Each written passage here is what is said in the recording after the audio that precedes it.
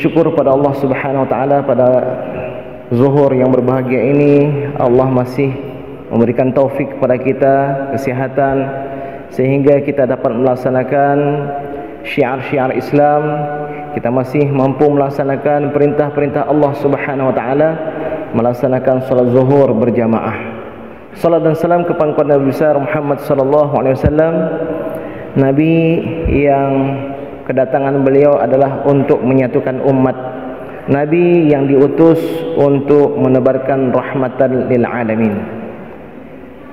Bapak Rektor, para wakil rektor, Bapak pimpinan pasca sarjana, dan seluruh unsur pimpinan di kampus IAIN Langsa, para dosen dan para mahasiswa yang dimuliakan oleh Allah Subhanahu wa taala.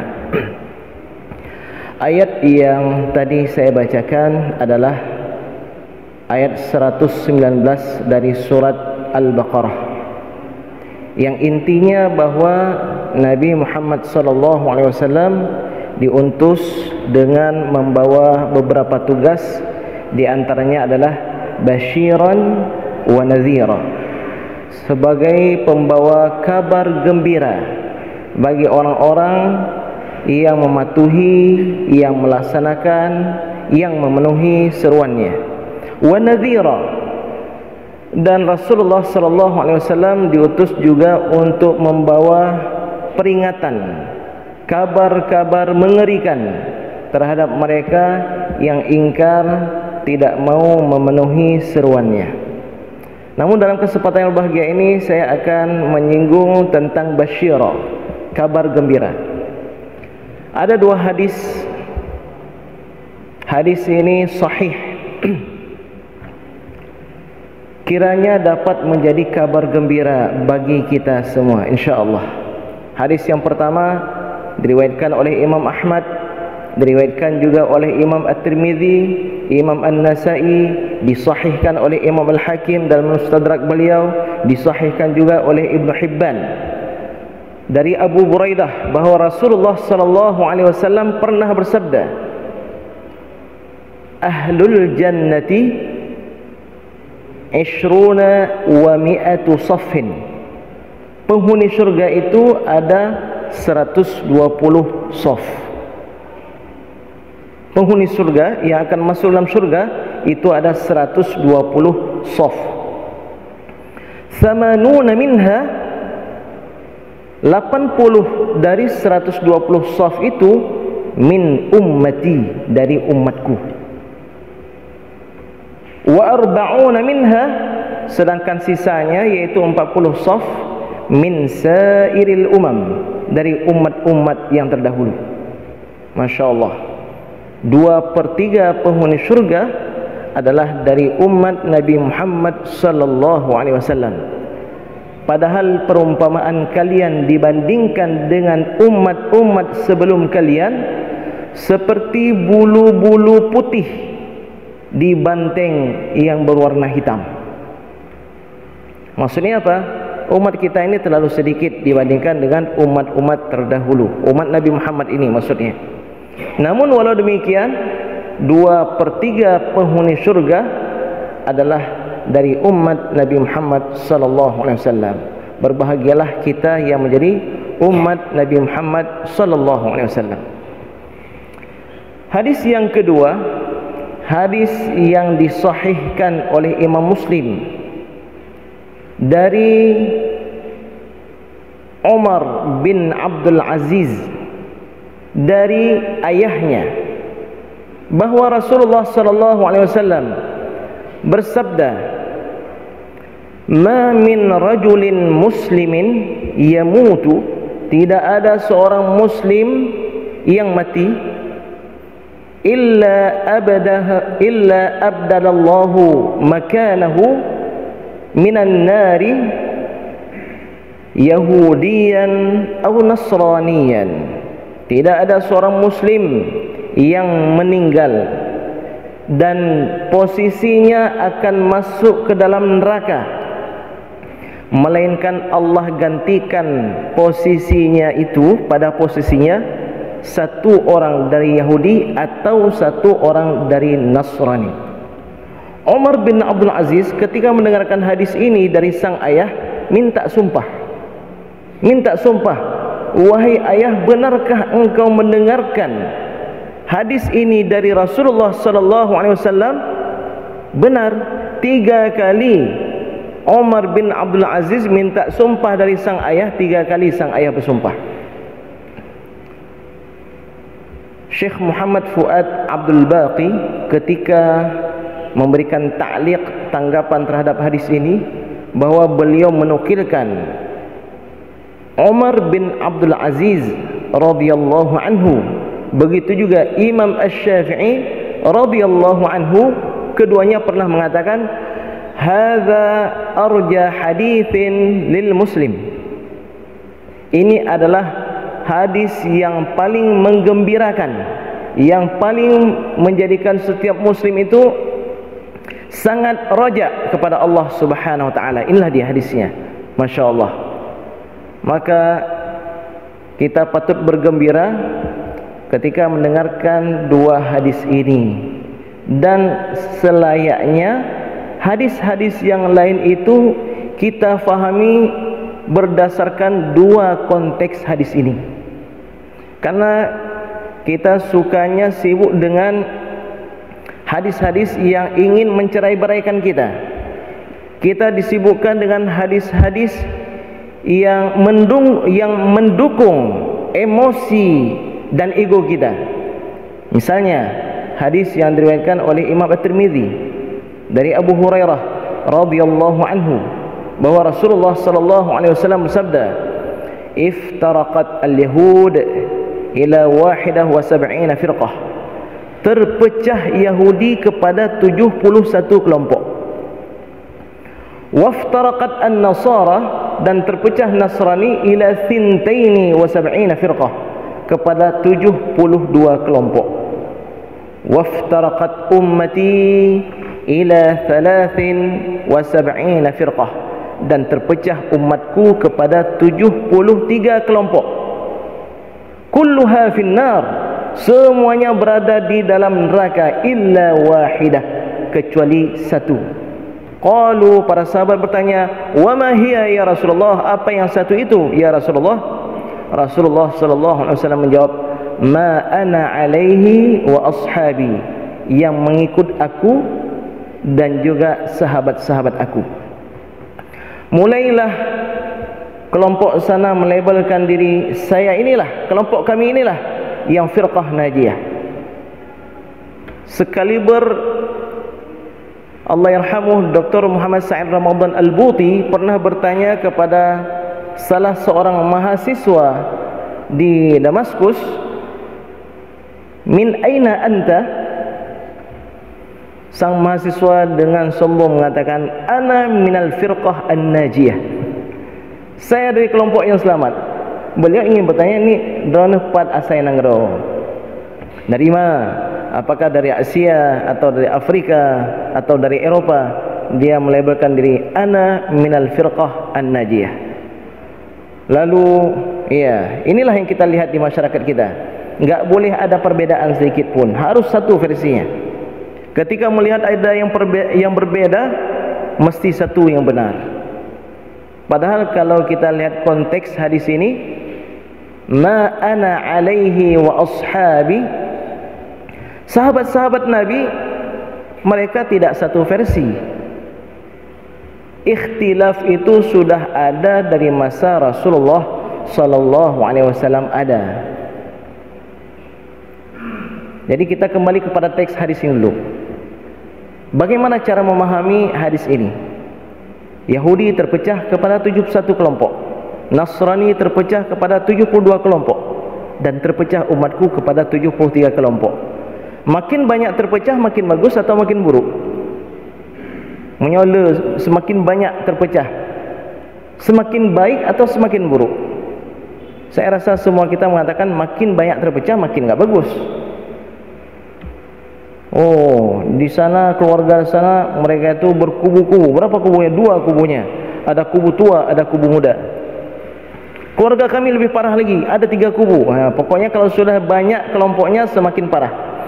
Jadi sidang hadirin wal hadirat, Bapak Ibu sekalian yang dimuliakan oleh Allah Subhanahu wa taala, kalau kita fahami bahwasanya umat Nabi Muhammad sallallahu alaihi wasallam semakin banyak terpecah belahnya, berarti umat ini bukan menjadi umat yang terbaik. Padahal Allah Subhanahu wa taala menyebutkan kita dalam Al-Qur'an dengan kuntum khaira ummah wa kadzalika ja'alnakum ummatan wasata. Wasata bisa bermakna pertengahan, wasata juga bisa bermakna terbaik.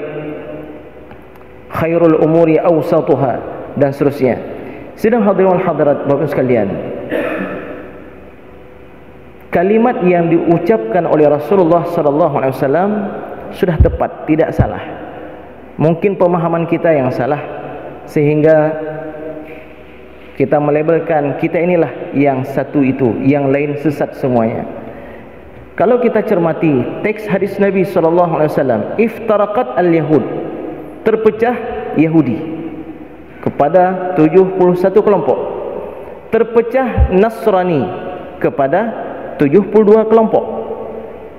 Apakah Rasulullah sallallahu alaihi wasallam bersabda waftaraqal muslimun, terpecah kaum muslimin? Tidak. Rasulullah sallallahu alaihi wasallam bersabda waftaraqat ummati, umatku. Kenapa? Karena kata umat itu punya 2 makna. Yang pertama ummatud dakwah, semua manusia yang ada dari sejak Rasulullah sallallahu alaihi wasallam diangkat menjadi nabi dan rasul hingga akhir zaman adalah ummatud dakwah. Sedangkan yang menerima dakwah Rasulullah sallallahu alaihi wasallam, maka mereka dinamakan dengan ummatu al-istijabah, umat yang menerima, yang mengijabahkan seruan Rasulullah sallallahu alaihi wasallam. Kemana kita bawa makna ummati di sini? Ke makna yang kedua, mustahil. Kenapa? Karena bertentangan dengan hadis-hadis yang lebih kuat, yaitu hadis tadi yang telah kita sebutkan. Belum lagi hadis ini dibincangkan oleh para ulama. Ada ulama mengatakan waftaraqat ummati ila 73 firqah. Riwayat yang lain mengatakan kulluha fil jannah illa wahidah, semuanya di surga kecuali satu. Dan ada juga ulama yang mengatakan kulluha finnar illa wahidah, itu tambahan dari perawi, bukan dari Rasulullah sallallahu alaihi wasallam. Namun melihat hadis-hadis yang tadi yang jelas, hadis sahih disahihkan oleh Imam Al-Hakim, disahihkan oleh Ibnu Hibban, begitu juga hadis yang diriwayatkan oleh Imam Muslim, belum lagi sebuah hadis yang diriwayatkan oleh Imam Abu Dawud. Ummati hadhihi marhumatun, umatku ini umat yang disayangi oleh Allah Subhanahu wa taala. Laisa 'alaiha 'adzabun fil akhirah, tidak ada azab untuk mereka di hari akhirat. Azabuha fid dunya, azab mereka itu di dunia. Az-zalazil, gempa, wal fitan, dan fitnah, pembunuhan dan seterusnya, dan juga beberapa musibah-musibah alam. Itulah yang mereka dapatkan di dunia. Sedangkan di akhirat ummati hadhihi marhumatun, disayangi oleh Allah Subhanahu wa taala. Maka dengan demikian makna waftaraqat ummati harus dibawa kepada makna yang pertama, yaitu ummatud dakwah, umat yang ada atau manusia yang ada hingga kiamat dari sejak Rasulullah sallallahu alaihi wasallam diangkat menjadi nabi dan rasul. Sidang hadirin wal hadirat jamaah salat zuhur yang dimuliakan oleh Allah Subhanahu wa taala. Ada di antara kita yang pinginnya satu versi saja, enggak bisa berbeda. Kalau sudah tiba musim-musim tertentu, selalu konflik yang diangkat masalah yang serupa.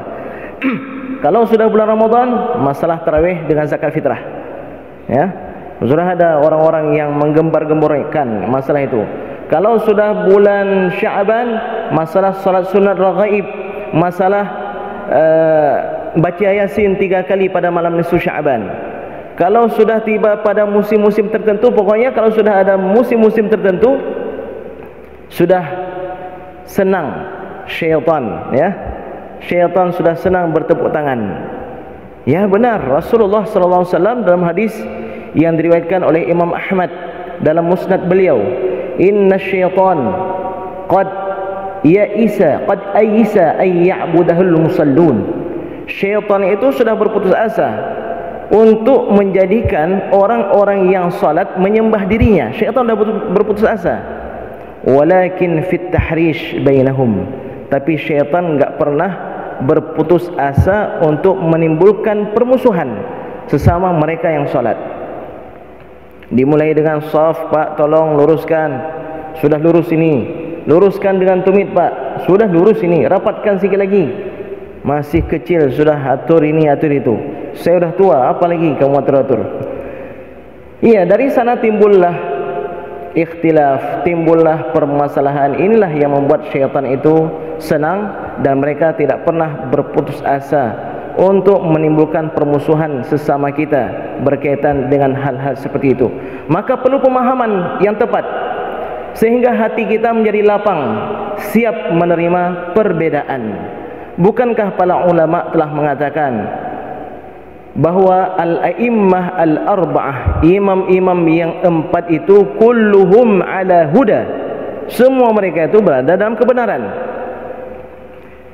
Imam Az-Zahabi dalam kitab Zaghlul Ilmi beliau mengatakan para ulama sepakat bahwa 4 ulama mujtahid ini ketika mereka mengeluarkan fatwa fikih yang berasal dari mulut mereka itu lepas dari hawa nafsu mereka. Jadi jangan ini melabelkan sana sesat, ini melabelkan sesat dan seterusnya. Apalagi sekarang ada isu-isu yang karena kita enggak faham sembarangan kita labelkan isu tersebut. Sebagai contoh misalnya yang sensitif itu di kalangan masyarakat kita adalah isu Wahabi. Hana kunut yang Wahabinya, ya. Hana getim ikut solat sunat tasbih yang Wahabi. Wahabi di tempat kita begitu labelnya. Salah seorang ulama dari Al-Azhar diutus pergi ke Afghanistan, salat berjamaah sebagai makmum. Sebagaimana kita ketahui, di Afghanistan mazhab yang resmi di sana mayoritasnya adalah mazhab Hanafi. Mazhab Hanafi setelah imam waladdallin tidak dianjurkan membaca amin. Jadi setelah imam waladdallin amin, beliau sendirian. Selepas salat masjid riuh. Mana orang Wahabi tadi yang baca amin? Jadi rupanya di sana Wahabi itu lain lagi. Sedang hadir wal hadirat Bapak sekalian yang dimuliakan oleh Allah Subhanahu wa taala. Jadi bagaimana dengan konsep ikhtilaf sebenarnya? Ikhtilaf itu rahmat atau bencana? Ikhtilafu ummati rahmah. Mayoritas ulama mengatakan itu bukan hadis. Okey, kalau itu bukan hadis, maka cukuplah bagi kita sabda Rasulullah sallallahu alaihi wasallam, ashabi kan nujum. Sahabatku itu seperti bintang-bintang. Bi ayyihi muqtadaitum ihtadaitum. Bintang mana saja yang kalian ikuti, sahabatku mana saja yang kalian ikuti, ihtadaitum, kalian akan mendapatkan petunjuk. Apakah sahabat Nabi itu sama? Semuanya sepakat, semuanya tidak. Ikhtilaf sudah ada di masa mereka. Bahkan kalau kita cermati, Allah Subhanahu wa taala lah yang menghendaki ada ikhtilaf di kalangan kita. Qar'un dalam bahasa Arab sebelum turun Al-Quran sudah punya 2 makna, suci dan kotor. Bagi kaum wanita maksudnya. Allah turunkan firman-Nya wal mutallaqatu yatarabbasna bi anfusihinna thalathata quru. Wanita-wanita yang diceraikan hendaknya mereka beriddah selama 3 quru. Allah menurunkan ayat dengan thalathata quru, sehingga terjadi ikhtilaf di kalangan sahabat. Sayyidah Aisyah radhiyallahu anha di antara mereka berpendapat al-qar'u di situ adalah at-tuhru, masa suci. Lain dengan Umar ibn Khattab radhiyallahu anhu, beliau mengatakan qar'un di situ adalah al-haid. Jadi ikhtilaf sudah ada. Selepas perang Khandaq, perang yang dimenangi oleh kaum muslimin, perang yang dinamakan juga dengan perang Ahzab, para sahabat gembira, mereka pulang. Datang mereka Jibril, "Wahai Muhammad, kalian pulang sedangkan kami para malaikat belum lagi meletakkan senjata. Ada perihal apa wahai Jibril? Pergilah kalian ke Quraidah sana. Berangkatlah kalian ke Bani Quraidah sana. Merekalah yang telah melanggar perjanjian dengan kalian sehingga terjadi perang Khandaq seperti ini." Rasulullah sallallahu alaihi wasallam mengumpulkan para sahabat dan beliau bersabda, "La yusalliyanna ahadukumul asra illa fi Bani Quraidah." Jangan ada di antara kalian yang salat asar kecuali di Bani Quraidah. Berangkat sahabat ke Bani Quraidah. Di tengah perjalanan tiba waktu salat asar. Sekelompok sahabat, "Yuk segera kita ke Bani Quraidah. Kita salat asar di sana."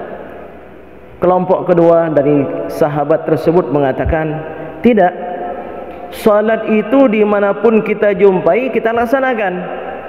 Adapun sabda Rasulullah sallallahu alaihi wasallam tersebut adalah maksudnya agar kita bergegas segera pergi ke Bani Quraidah, bukan berarti mesti salatnya di sana." Kelompok pertama tetap dengan prinsip mereka, kelompok kedua tetap dengan prinsip mereka. Masing-masing kelompok ada pengikutnya. Masya Allah. Sampai ke Bani Quraidah, mereka melapor kepada Rasulullah sallallahu alaihi wasallam. Rasulullah sallallahu alaihi wasallam tersenyum mengiyakan kedua keputusan dan pemahaman mereka. Masya Allah. Berarti apa? Rasulullah sallallahu alaihi wasallam pun mengiyakan, mengikrarkan ikhtilaf di kalangan umat beliau. Kemudian ketika kita cermati lagi, ternyata ikhtilaf itu bukan hanya terjadi di kalangan sahabat, di kalangan Nabi pun ada ikhtilaf. Nabi Musa alaihissalam sebelum berangkat bermunajat selama 40 malam dengan Allah subhanahu wa ta'ala, Nabi Musa mewasiatkan Bani Israel kepada Nabi Harun.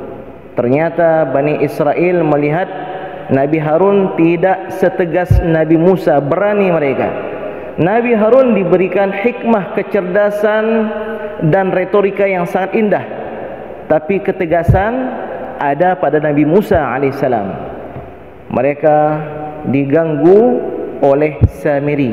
Ringkas cerita, Nabi Musa alaihissalam pulang ke Bani Israel, mendapati Bani Israel sedang menyembah ijl, yaitu sapi kecil, patung sapi kecil yang dibuat oleh Samiri.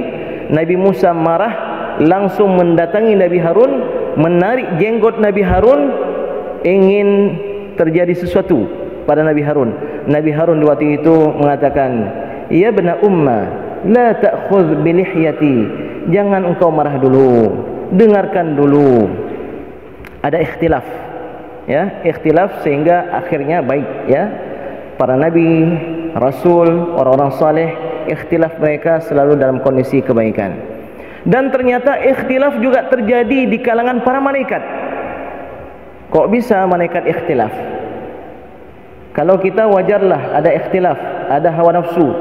Kok bisa malaikat ada ikhtilaf? Hadis riwayat Imam Al-Bukhari, kisah tentang seorang Bani Israel yang membunuh 99 jiwa. Duluni ala a'badi ahli al-ard. Timbul penyesalan, dia tanya-tanya ke orang, mana orang paling abid, mana orang yang paling rajin ibadah, saya mau bertaubat ini. Begitu bertemu dengan sang abid, wahai tuan, saya ingin bertaubat, dosa saya besar sekali. Apa dosa kamu? Saya telah membunuh 99 jiwa. Oh, keluar kamu. Nanti kalau datang azab dan musibah bukan hanya kena kamu, kena kami dan tempat-tempat ibadah kami pun akan binasa. Seorang hamba ingin bertaubat, dikecewakan demikian, maka sang pembunuh ini pun membunuh sang abid. Genaplah 100 jiwa dibunuh oleh sang pemuda yang ingin bertaubat ini. Kemudian timbul penyesalan lagi, timbul penyesalan. Kali ini dia berkata, "Dulluni ala a'lami ahli al-ard." Tunjukkan kepadaku orang yang paling alim mana? Orang yang paling alim. Lalu orang-orang pun menunjukkan kepada salah seorang syekh, seorang yang alim. Wahai tuan, wahai syekh, aku banyak melakukan dosa. Apakah Allah masih menerima taubatku? Orang yang alim, orang yang kuat ilmunya, mendalam ilmunya, selalu memiliki pemahaman yang lebih. Enggak dia tanyakan, apa dosa kamu buat? Tapi langsung sang syekh ini mengatakan, wahai anak muda, kalaulah dosamu seberat bumi dan seluruh isinya, sesungguhnya ampunan Allah subhanahu wa ta'ala seluas langit dan isinya. Tapi kamu pergilah, tinggalkan negerimu, pergi ke sana. Karena di negerimu banyak pelaku maksiat. Pergi ke sana, di negeri sana ada orang-orang saleh, beribadahlah kamu dengan mereka. Berangkat pemuda ini, di tengah jalan pemuda ini meninggal dunia, ajalnya tiba. Dalam sebahagian riwayat dikatakan pemuda ini baru beberapa langkah meninggal dunia. Di waktu itu turunlah malaikat rahmat. Malaikat rahmat mengatakan, "Abdun taibun ilallah." Ini seorang hamba yang ingin bertaubat kepada Allah Subhanahu wa taala. Saya yang paling berhak untuk membawa rohnya. Turun malaikat azab. Ini hamba belum pernah melakukan kebaikan, belum pernah melakukan salat, belum bersuci sekalipun. Aku yang paling berhak membawanya. Terjadi ikhtilaf di kalangan malaikat. Allah kirimkan malaikat yang ketiga menjadi penengah di antara keduanya. Ukur mana jaraknya yang lebih dekat. Kalau lebih dekat ke negeri tujuannya, maka dia penghuni syurga. Malaikat rahmat lebih berhak membawanya. Tapi kalau lebih dekat dari negeri tujuannya, maka berarti dia calon penghuni neraka. Diukur, Masya Allah, hanya lebih dekat satu jengkal. Masya Allah, hanya satu jengkal lebih dekat. Berdasarkan riwayat yang kedua tadi, baru beberapa langkah, berarti terjadi keajaiban luar biasa. Allah lipatkan bumi sehingga jarak pemuda tersebut dengan negeri tujuannya lebih dekat satu jengkal. Masya Allah, tabarakallah.